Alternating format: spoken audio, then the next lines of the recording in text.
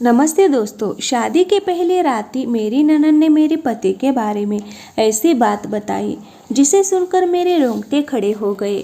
हम लोग उनके मुकाबले कुछ भी नहीं है।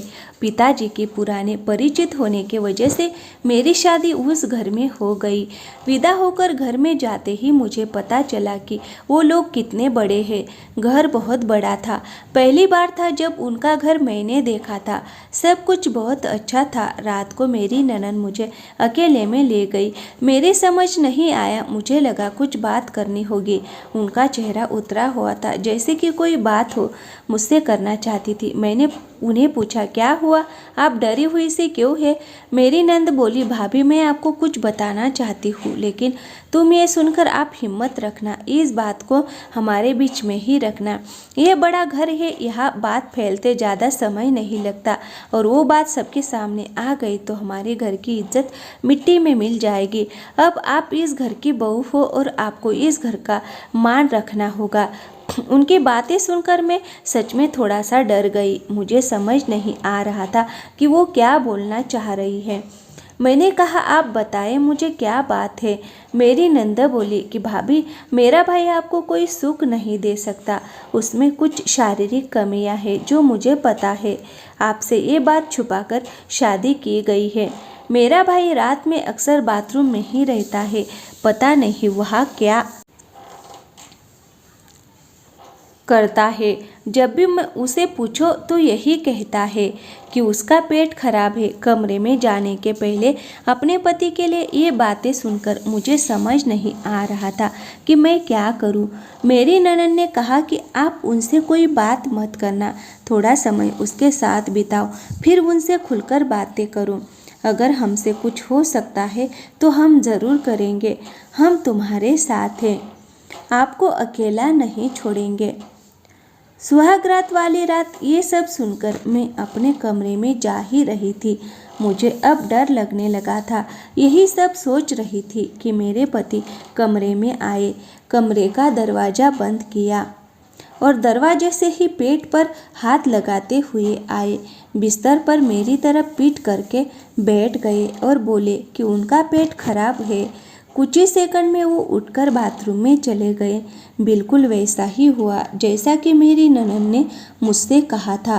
पेट खराब हो तो थोड़ी देर बाद वो बाथरूम से बाहर आ जाते, लेकिन वो करीब एक घंटे तक बाथरूम में ही रहे। मैं बाहर चुपचाप अपने बिस्तर पर बैठी रही। उन्हें मैंने आवाज़ भी नहीं दी। बस यही सब सोचते सोचते मैं बिस्तर पर लेट गई। करीब 2 घंटे बाद वो बाथरूम से निकले। मेरा अब उनसे बात करने का मन ही नहीं हुआ था। मुझे लगा कि मेरे साथ धोखा किया गया। वो भी अपने बिस्तर के साइड पर जाकर सो गए। सुबह तक मैं अपने आप को खुशकिस्मत मान रही थी और रात होते होते अपनी किस्मत को कोसने लगी।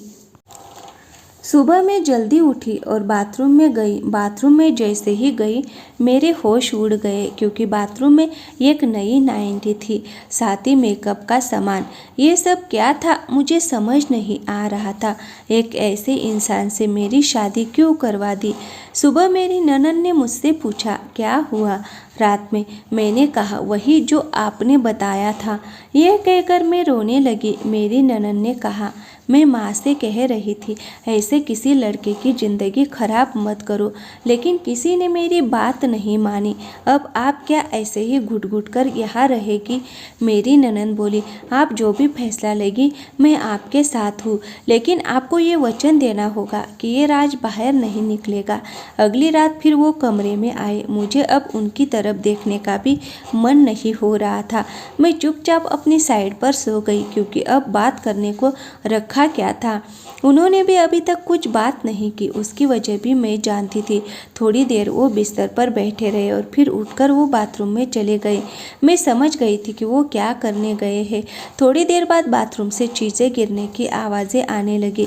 कुछ टूटने की थोड़ी देर बाद आवाज़ रुकी और इस बार वो जल्दी ही बाथरूम से बाहर आ गए। आकर बिस्तर चादर पर सो गए। हमारे बीच कोई बात नहीं हो रही थी। मैं सोच रही थी कि मैं क्या करूं। यही सब सोचते सोचते नींद आ गई।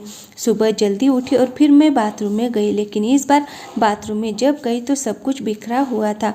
नई नाइटी को फाड़ दिया था, मेकअप का सामान बिखरा हुआ था। बाथरूम में कचरे में एक कागज भी था जिस पर लिखा था, टू माई ब्यूटीफुल वाइफ। मेरे मन में अब शक आया कि ये सामान और कपड़े कहीं मेरे लिए तो इन्होंने नहीं रखे।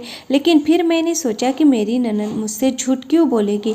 अभी मैंने उनसे कुछ बात नहीं की। सुबह मेरी ननद फिर मुझसे सहानुभूति जता रही थी।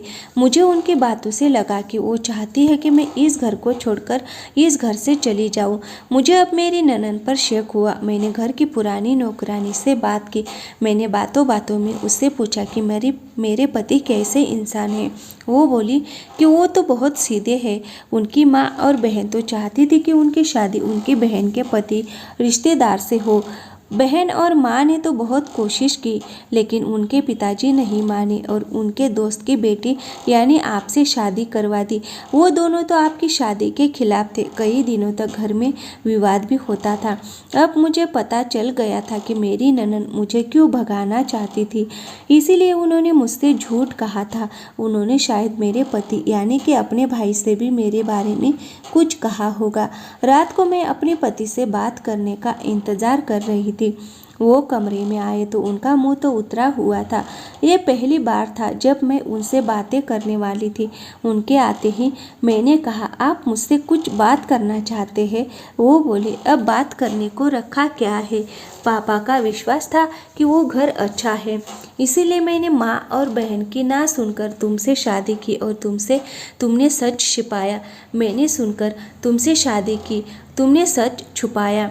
मैंने बोला, सच? कौन सा सच? ये सच कि तुम मुझसे शादी नहीं करना चाहती थी।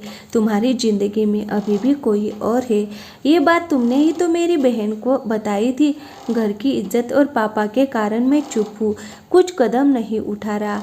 मैंने भी देख लिया कि तुम्हारे गए में कितना मायने रखता हूँ। सुहागरात जिंदगी में बहुत स्पेशल होती है, लेकिन मेरे बाथरूम में 2 घंटे रहने पर भी तुम्हें फर्क नहीं पड़ा।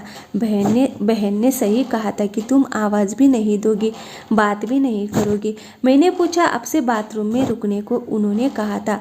उन्होंने बोला, हाँ, उसने ही कहा था कि तुम्हारी सच्चाई देखनी है तो मुझे ये करना ही पड़ेगा।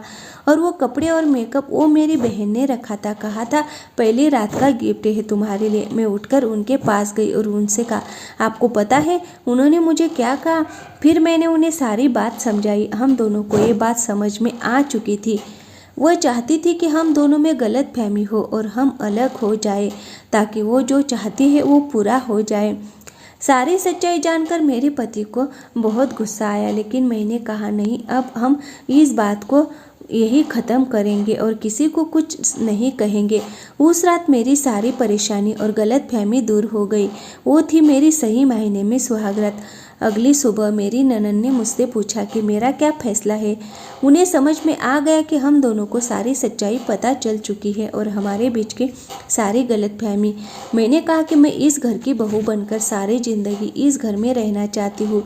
जिसे सुनकर मेरी ननद हैरान हो गई। मेरे चेहरे पर मुस्कान देखकर उनका चेहरा उतर गया और उन्हें समझ में आ गया कि हम दोनों को सारी सच्चाई पता चल चुकी है और हमारे बीच के सारे गलतफहमियां दूर हो गई है। ननद उसी दिन अपने घर चली गई। इस कहानी से यही सीख मिलती है, बातचीत से बड़ी समस्या सुलझाई जा सकती है। इसीलिए बातचीत के रास्ते हमेशा खुले रखने चाहिए। कोई भी समस्या हो, एक बार सामने से बात जरूर करनी चाहिए। लोगों की बातों पर आंख मूंदकर अंधा विश्वास नहीं करना चाहिए। धन्यवाद दोस्तों, मिलते हैं अगली कहानी में। हमारे चैनल को सब्सक्राइब जरूर करें। थैंक यू, धन्यवाद।